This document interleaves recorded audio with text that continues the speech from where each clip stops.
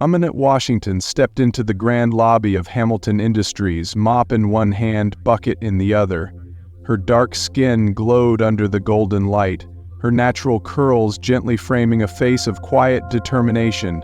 Dressed in a plain blue uniform, she looked like any other cleaner.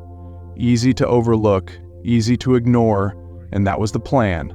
Around her, executives hurried past in sharp suits, eyes fixed on their next meeting, never once looking her way. The polished marble floors reflected the pristine image of a company obsessed with appearances.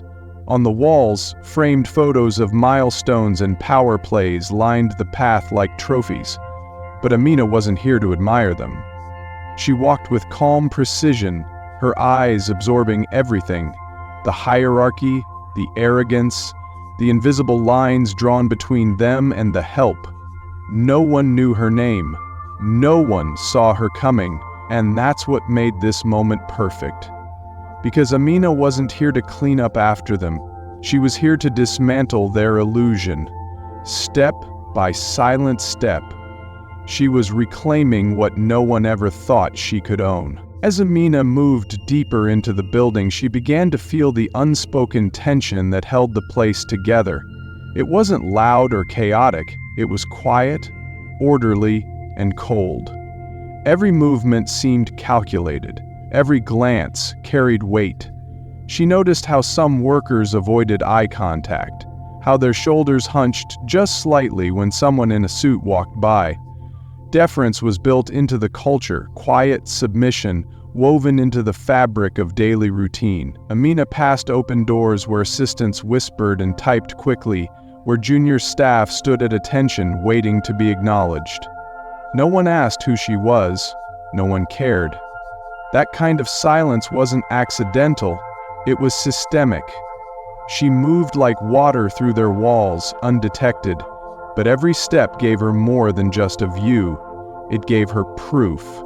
Proof of who was allowed to belong and who was expected to stay invisible. And while they followed the script they'd been handed, she was already rewriting the entire story. Pushing her cart down the corridor, Amina moved with the rhythm of someone who had done this 1,000 times.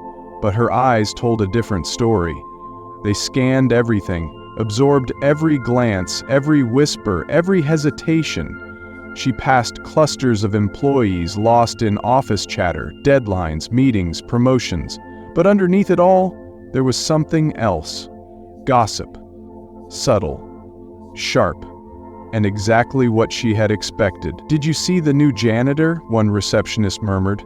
"She won't last. They never do," another replied, her voice dripping with detached cruelty. Their words didn't hurt. They confirmed the truth Amina had known all along.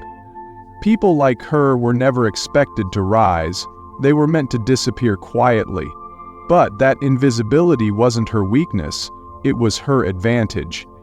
Every step she took down that pristine hallway was power gathering in silence. Every insult was ammunition. Every ignorant glance was fuel. Because they didn't know it yet, but the storm had already stepped inside the building. The elevator chimed softly as it reached the top floor.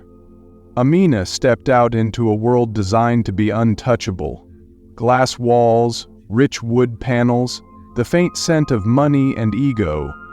This was where the decisions were made, where power congratulated itself. She walked past the boardroom, eyes straight ahead, hands steady on the cart. Through the glass she saw them. Men in tailored suits, voices loud with laughter, arrogance hung in the air like perfume. They had no idea who she was, no idea what she'd done, no idea how close she stood to everything they believed was theirs. She didn't need to storm in, not yet.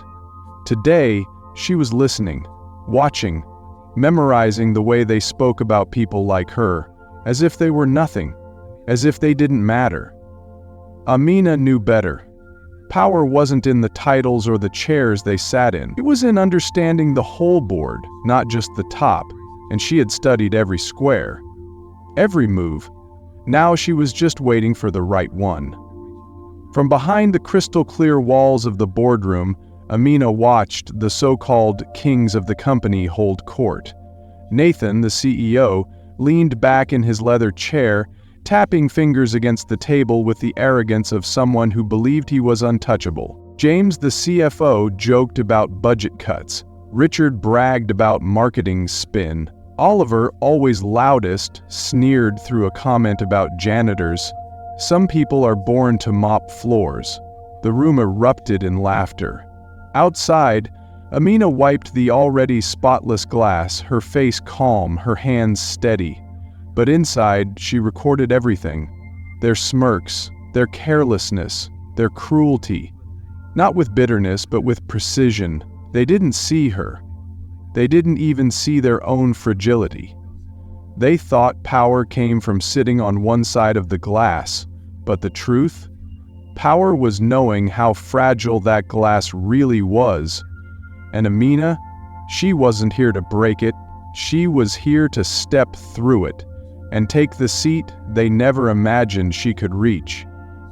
The next morning, Amina returned wearing the same blue uniform, mop in hand, her posture calm, but her eyes burned with fire. The time for silence was over. She walked through the lobby like before, unnoticed. But everything had changed. Today she wasn't just observing the empire, she was claiming it. Upstairs, the boardroom buzzed with the usual corporate chatter. No one expected the cleaning lady to interrupt. But Amina didn't knock. She opened the door and stepped inside. At first they ignored her. Nathan frowned. "What is it?" he asked, voice clipped. Amina met his eyes. "Actually, Mr. Pierce, I'm here for the meeting." The room went still. She stepped forward and placed a folded document on the table. "As of this morning," she said evenly, "I am the majority shareholder of Hamilton Industries." Silence, confusion, disbelief. Nathan snatched the paper, scanning it with trembling hands. Richard leaned forward, eyes wide. "This is some kind of joke, right?" Amina smiled. "No joke. While you were laughing at people like me, I was buying your company." Shock gripped the room. The men who once mocked her now sat frozen, the ground beneath their polished shoes suddenly unstable. Nathan opened his mouth, but no words came. Oliver looked away, ashamed. James clenched his jaw. Power, once a given, had just been yanked from their grip. "You led this company with arrogance," Amina said. "You ignored the people who kept it alive. That ends today." She wasn't loud. She didn't need to be. Her voice carried the weight of years, of struggle, of legacy. In that moment, they saw her not as a cleaner, not as a background character, but as the storm they never saw coming. And each man saw his reflection in her rise. Nathan Pierce, the CEO who had built Hamilton on mergers and PR, always thought his charm was enough, but beneath the tailored suits was a man who never questioned the system because it had always. James Holloway, the CFO, had long hidden behind spreadsheets, cutting corners and heads without ever meeting the eyes of those he displaced. Efficiency was his god. Humanity was never part of the equation. Richard Monroe, head of marketing, could spin anything, except this. A master of illusion, he now found himself outmaneuvered by someone who needed no words to deliver her truth.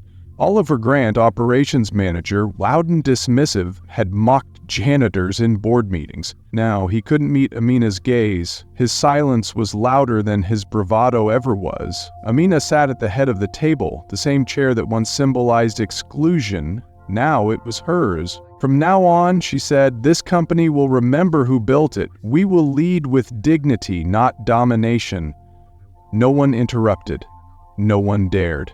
Her plan was clear.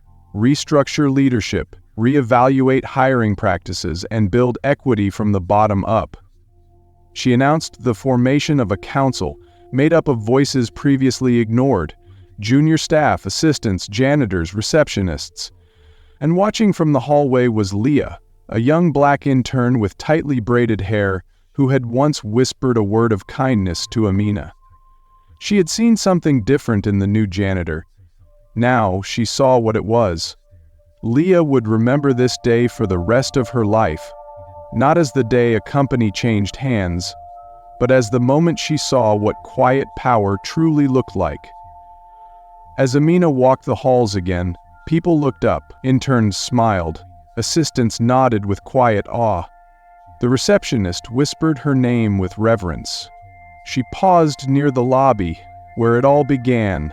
The marble still gleamed, but the reflection staring back was different. Not invisible, not silent. Seen, heard, unshakable. She thought of her mother. She thought of every woman who had been overlooked, stepped over, dismissed. And she smiled, because the game hadn't just changed, she changed it. Behind her, the old guard sat in uneasy silence. Ahead of her, the future began to shift, and beside her now stood those who had never been invited to stand at all.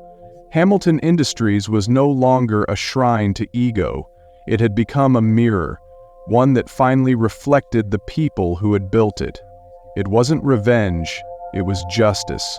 It wasn't chaos, it was balance restored.